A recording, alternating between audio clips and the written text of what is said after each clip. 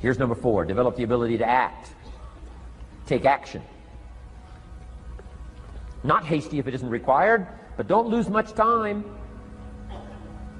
Here's the time to act. When the idea is hot and the emotion is strong. That's the time to act. You say, Mr. Rohn, I'd like to have a library like yours. See, if you feel strong about that, what you got to do is get the first book and then get the second book. Before the feeling passes and before the idea gets dim, action pronto, action immediate, action as soon as possible. Because if you don't, here's what happens. We call it the law of diminishing intent. We intend to when the idea strikes us. We intend to when the emotion is high. But now if you don't translate that into action fairly soon, now the intent starts to diminish. And a month from now it's cold. A year from now, can't be found. So act. Set up a discipline when the emotions are high and the idea is strong and clear and powerful. That's the time to set up the discipline. Somebody talks about good health and you're stirred. Say, right, I need to get a book on nutrition. Get the book before the idea passes and before the emotion gets cold. Go for the book. Start the library. Start the process. Fall on the floor. Do some push-ups. Action. Got to take action. Otherwise, the wisdom is wasted. Otherwise, the emotion soon passes. Unless you put it into a disciplined activity. Capture it. Disciplines is called how to capture the emotion and how to capture the wisdom and translate it into equity. Disciplines. Now here's what's important about disciplines. All disciplines affect each other. In fact, here's a good philosophical phrase. Everything affects everything else. Nothing stands alone.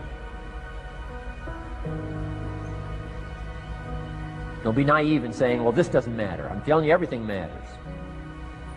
There are some things that matter more than others, but there isn't anything that doesn't matter. Okay. We all pity the man who says, well, this is the only place I let down. Not true. Key to take home. Every letdown affects the rest of your performance. Every letdown affects the rest. This is part of the educational process on personal development. If you don't take the walk around the block, you probably won't do the apple a day.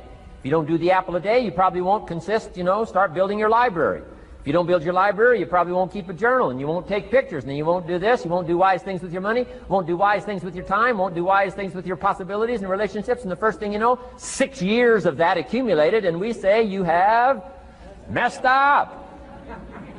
So the whole key to reversing that process now is to start picking up these disciplines. Now here's the positive side. Every new discipline affects the rest of your disciplines. Every new one affects the rest. That's why action is so important. The least action, the smallest action. Take it. Because when you start accomplishing and the value starts to return from that one action, it'll inspire you to do the next one and the next one and the next one. You start walking around the block, it'll inspire you to get an apple. Get an apple, it'll inspire you to get a book. Get a book, it'll inspire you to get a journal. Get a journal, it'll inspire you to grow, develop some skills. All disciplines affect each other. Every lack affects the rest. Every new affects the rest. The key is to diminish the lack and set up the new. And you've started a whole new life process. Key. Also, one more thought on discipline. Here's the greatest value of discipline. Self-worth. Self-esteem. People are teaching self-esteem these days, but they don't connect it to disciplines. The least lack of discipline, and it starts to erode our psyche. One of the greatest temptations is to just ease up a little bit. Right? The slightest lack of doing your best starts to erode the psyche.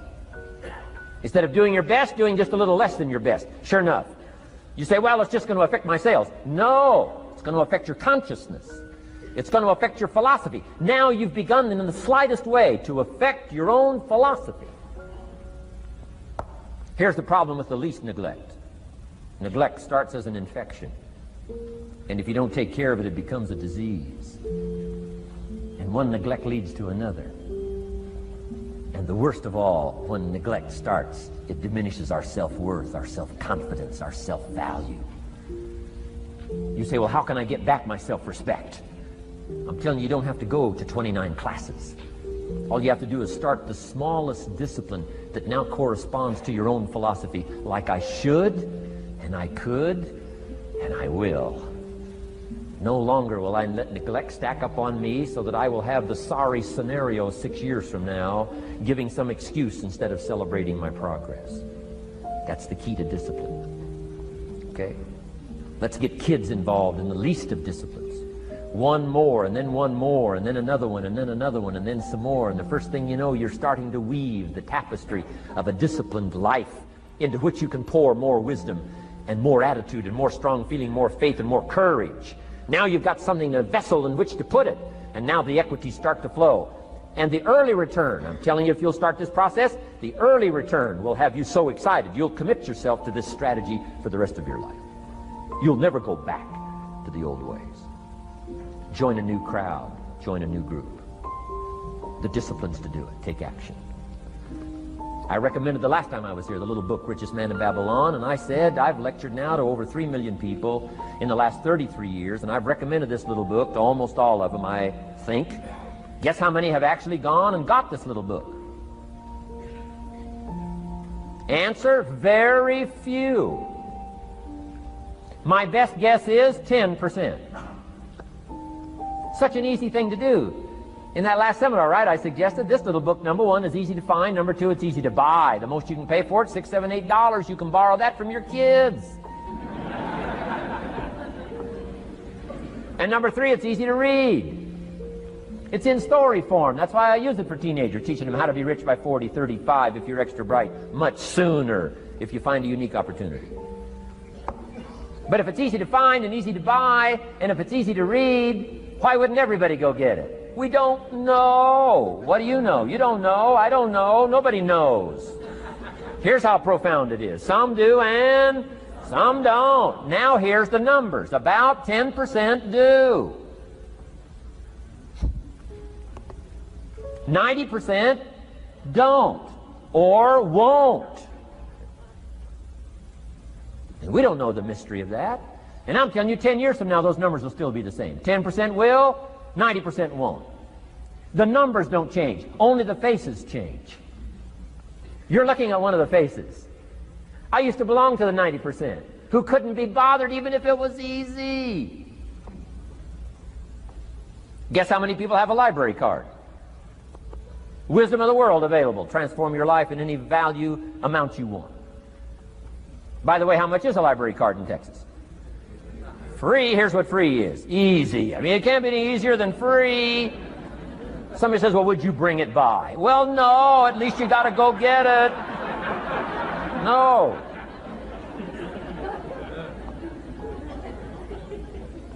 Wisdom of the world available. Transform your life spiritually, socially, personally, economically, and every other way.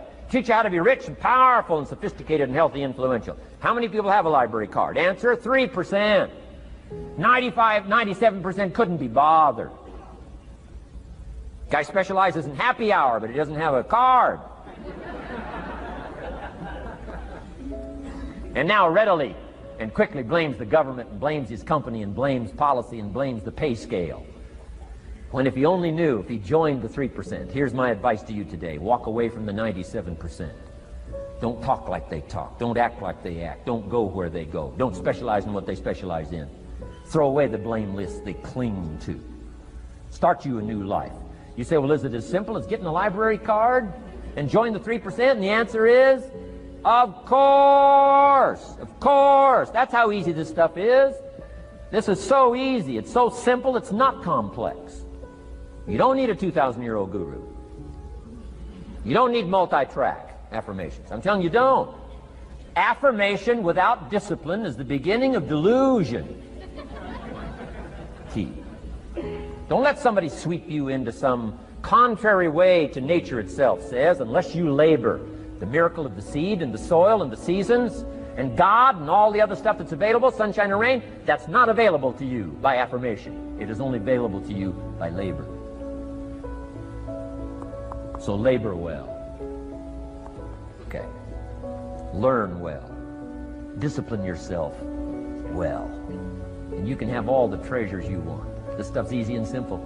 It's not ocean waves and seagulls. You don't have to move to Sedona, where all the force fields come together in Arizona.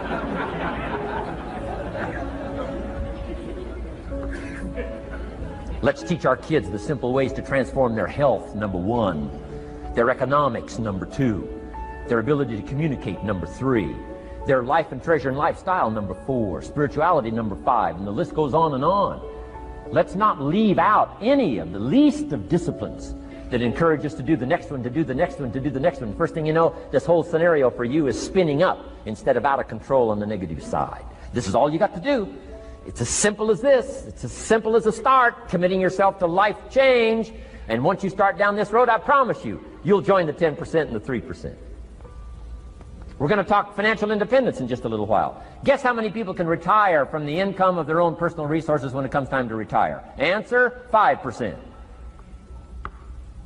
In the most independent country in the world, 95% are dependent, 5% are independent. Take charge of your own retirement. I'm telling you, if you take charge of your own retirement through personal development and all these skills we've taught today, plus what's coming up, financial independence, I'm telling you, take charge of your own retirement, you can multiply it at least by 5, maybe by 10, maybe by 20, maybe by 100. Let the government take care of it, some company take care of it, you got to divide by 5. Take charge of your own life, take charge of your own day, take charge of your own conversation, take charge of your own family, take charge of your own possibilities. And learn these skills, develop this kind of strategy, and I'm telling you, life will open up for you. Join the 3%. Join the 10%. Join the 5%. Walk away from the 95%. In our Leadership Weekend we teach, find out what poor people read and don't read it.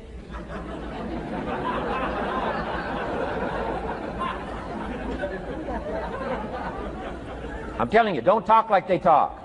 Lend a helping hand, but don't fall into their poor philosophical scenario. Don't blame what they blame. Don't use the excuses they use. It's called the language of the poor. Switch gears, switch language, switch ideas, switch strategy. Start with the simplest of disciplines. And don't bemean any of these disciplines. The smallest of disciplines starts the process of life change. And if you'll invest in this thing called discipline, you can have whatever you wish. It's called the beginning of a miracle. Now here's the last clue on discipline. Do the best you can. We covered earlier, but here's a good scenario for the do the best you can. I've got a good question for you. Is the best you can do all you can do? And the answer is no. Strangely enough, if we all fell on the floor right now and did as many push-ups as we possibly could, and let's say for some reason you haven't been into push-ups lately, I can't imagine why, but let's say the best you can do is 5. And you look up at the rest of us and say, hey, 5 is the best I can do. We can tell by the look on your face that's probably true. 5 is the best you can do. Now, is 5 all you can do? The answer is no. If you rest a little, you can do 5 more. Wow.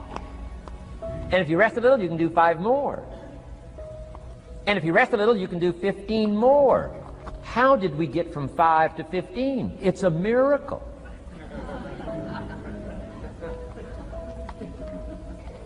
And if you rest a little, you can do 15, rest a little, you can do 15, rest a little, you can do 20. How did you get from 5 to 20? It's a miracle. Did you know you can keep doing that? Do a little more, rest a little, do a little more, rest a little, and finally get up to 50 push-ups? Is it possible to get up to 50 push-ups? Of course. How do you go from 5 to 50? It's a miracle. How do you get a miracle going? Number 1, do what you can. Don't leave out what you can, from writing a letter to your mother in Florida. Start cleaning it all up. 2, doing the push-ups. Go from 5 to 50. It's a miracle. Number 1, do what you can. Number 2, do the best you can. Here's number 3, rest very little.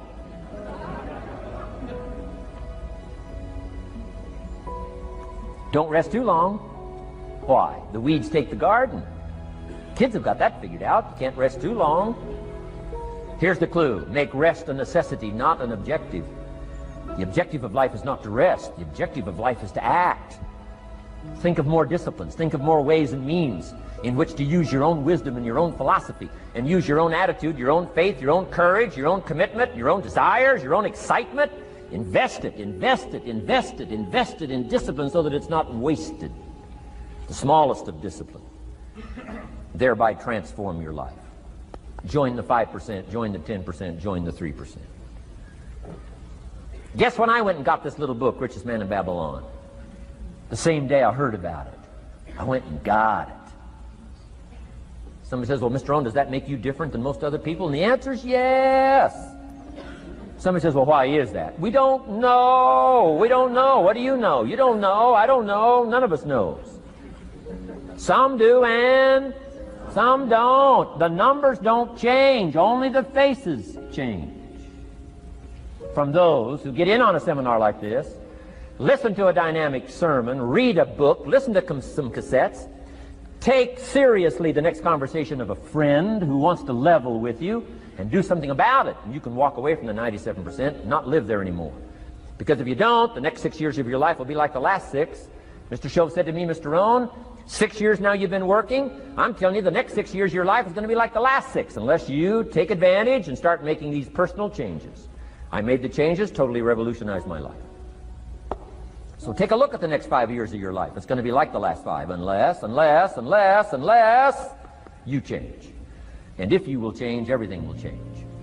Join the 5%. 10 years from now, the numbers are going to be the same. But I'm telling you, some faces in this audience can change and start showing up in the 3% crowd, and the 5% crowd, and the 10% crowd, and thereby dynamically affect your life and your future. Develop these strengths.